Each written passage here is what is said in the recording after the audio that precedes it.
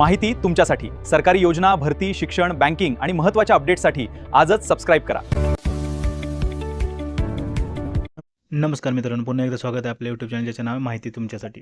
तर खरीप हंगामासाठी पीक विमा काढण्याची प्रक्रिया 1 जुलैपासून सुरू होत असून शेतकऱ्यांना 31 जुलैपर्यंत अर्ज दाखल करता येणार आहेत. तसेच हवामानावर आधारित फळ पीक विमा योजनेअंतर्गत मुरुग बहारासाठी योजना राबवण्यास शासनाने मंजुरी दिली आहे.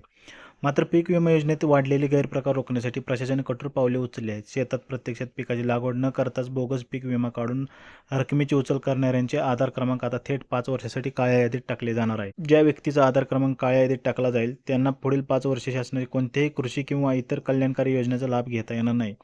यासोबत प्रत्येक पाहणीत बोगस विमा उतरवल्याचे निष्पन्न झाल्यास संबंधितावर थेट फसवणुकीचे गुन्हे दाखल करून कायदेशीर फौजदारी कारवाई करण्यात येणार आहे.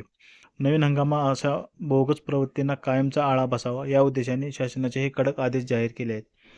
44,000 हेक्टरवरील विम्याची चौकशी. गेल्या काही वर्षात केळी आणि खरीप हंगामाच्या विम्यात बोगस दावे दाखल करण्याचे प्रमाण वाढले आहे.